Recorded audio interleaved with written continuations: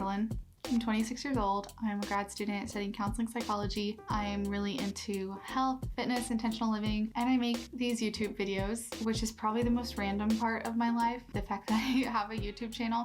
I really don't use social media outside of YouTube. Making this channel has been the best and hardest and scariest thing I've ever done. I don't know if I've ever fully expressed that on here, but today I just want to have a chat with you guys about having the freaking audacity to go after big goals and overcoming fear of failure, fear of other people's perceptions, taking this one life we have and going for it. So I have a lot of thoughts and a lot to chat about on this subject. I'm hoping this video will motivate you, give you your own audacity to do something that feels crazy or scary. Grab a drink. I've got a coffee here. We're going to talk about mindset and then go into setting goals and how we're going to minimize distractions and just have the audacity to dream big.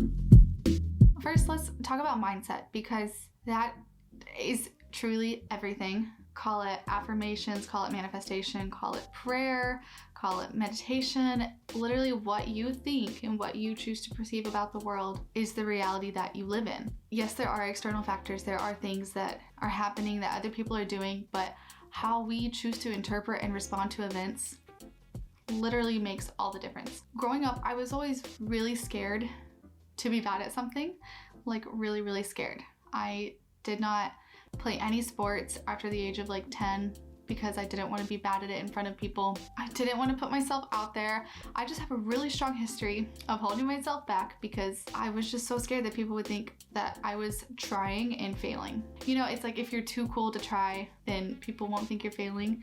But the truth is, being cool is so overrated and trying your hardest is actually so much better and fuller and a more purposeful way to live. So how did I go from this really fear-based mindset to where I am now and where I hope to continue to grow to? I really think the first thing that set me on this path was running a half marathon. Like I said, I did not do any sports growing up. I was never a runner. Before running this half marathon, I don't know if I had ever even ran a mile. It was towards the very beginning of my YouTube channel. I think I kind of did it because I wanted to document it. Like I thought that would be a cool process to film, but it ended up being a lot harder mentally than I expected. Early into training, I started saying this mantra that I didn't intentionally think of. It just fit with the beat of my run or something. But the mantra was, I do hard things. At that time in my life, I didn't really do hard things. Like that was the first hard thing I had ever done. And I said that mantra, I didn't think much about it. It just would help me get through my runs and whatnot. But running a half marathon taught me that if I can keep my head down and just put one foot in front of the other, just focus and do the work, I can do hard things. Like things I never thought I would be able to do. Like run a half marathon. I never thought that that would be something I would do. Compete in a bodybuilding show. Like I never thought I would do that either. It's kind of like one hard thing leads to another. The more hard things you do, the more your brain expands. It builds new connections and suddenly things are possible for you that you didn't ever think would be. So I've kind of fallen in love with doing hard things and taking on these challenges and like forcing myself to evolve into that next version of me. And while I've been growing in that, off and on, I've wanted to take that mindset and put it towards YouTube. I've been making videos for 2 years and I do take it seriously, but I was scared to be vulnerable on here.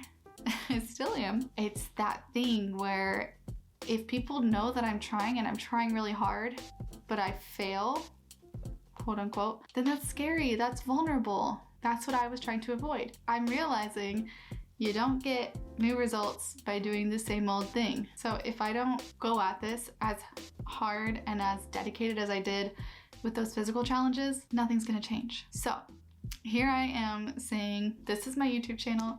I'm really proud of it so far. I want to work really hard on it. I want to make more content and I want this to like be my thing. I find a lot of purpose in it.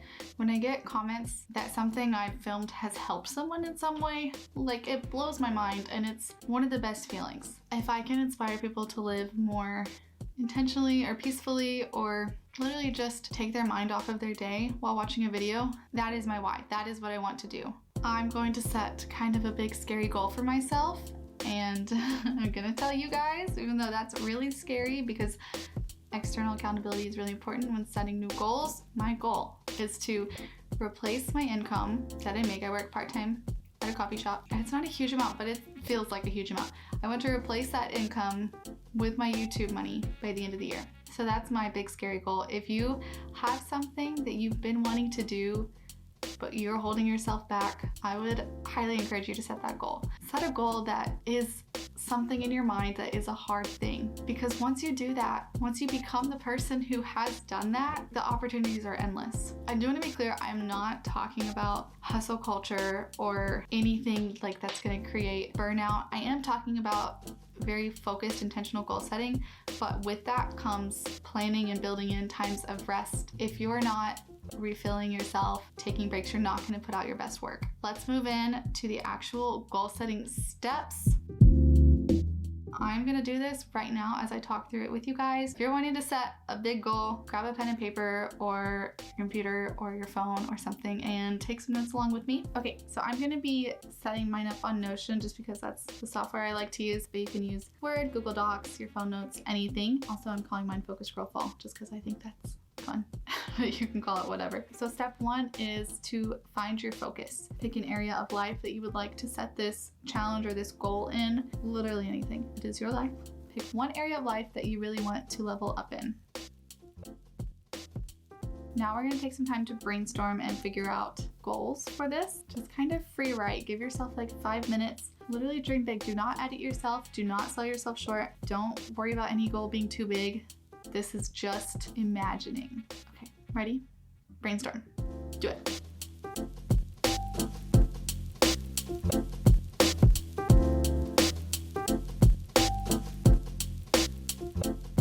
Once your brainstorm is done, hopefully you feel a little bit nervous because I do. It feels scary to actually put out there the dreams that like we feel like we aren't good enough for, or we don't deserve, you know, whatever that little voice is telling you. It's kind of scary to admit like, no, actually I do want that. Now you have brainstormed, pick one big goal that scares you, that will have to stretch you a bit. Pick one goal that's gonna serve as your focal point. So I'm gonna erase my brainstorm and instead write my goal.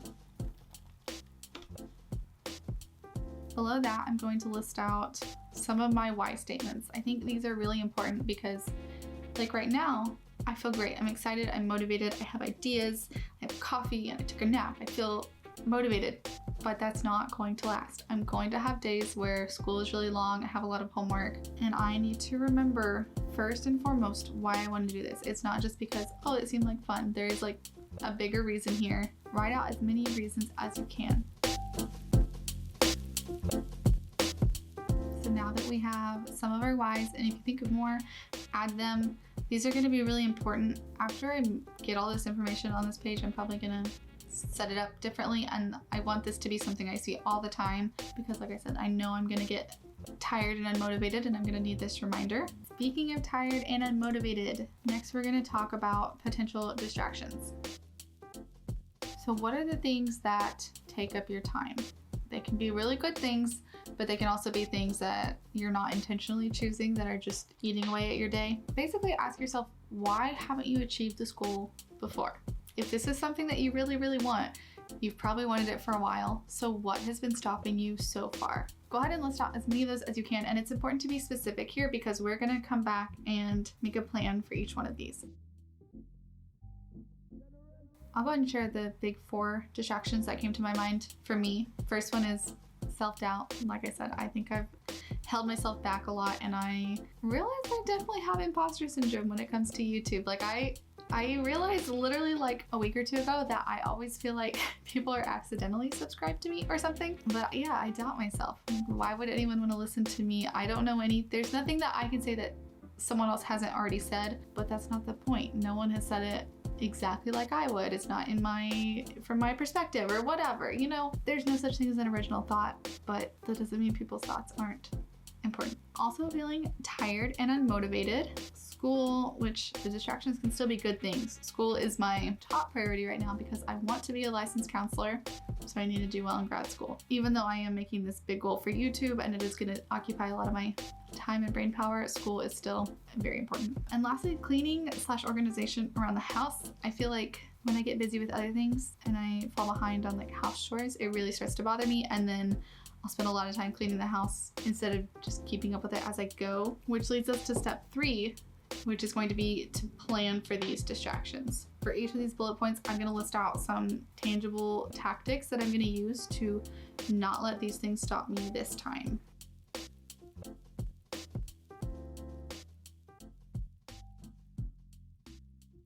So let's chat about how I'm going to try to plan for these distractions, maybe give you some ideas for planning for your own distractions. For self-doubt, I'm going to put up reminders of my why behind this goal. Like, I'm literally going to write them out on a piece of paper, put them on my wall, put them on mirrors, put them wherever I can. I also am going to spend limited amounts of time consuming other content, and I'm going to be really picky about the content I do consume, because comparison leads to the self-doubt.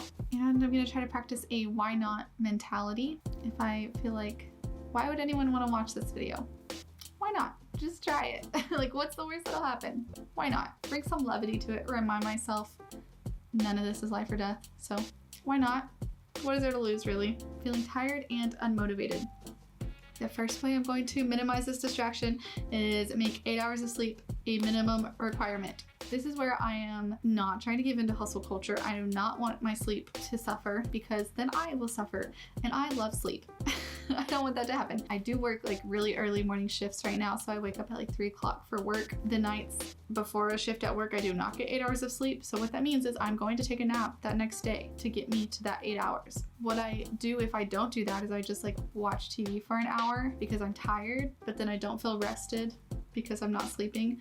So I'm gonna just try to be more intentional there. I think that'll just help me in every other area. And then if I'm just feeling really unmotivated, if it's like, okay, I told myself at 2 o'clock I would film and I'm just really not feeling it, then I will either go for a walk or write for 10 minutes. It's not even a requirement that like after that I have to do the thing, but I think after doing one of those 2 things for 10 minutes, I'll feel like doing whatever the task is. Okay, for school, it's mostly just gonna be planning ahead and sticking to my schedule, so not procrastinating on assignments. As long as I stay ahead, then I can schedule my time between everything I need to. And then with cleaning and organizing, I want to automate and use habits. I don't want to try to like start a whole bunch of new habits, because you can't start new habits whenever I'm already trying to like focus on this goal. That would be opposite of what I'm trying to do. I do want to automate things as much as I can. Like, we have one of those vacuum cleaners that'll just like move itself.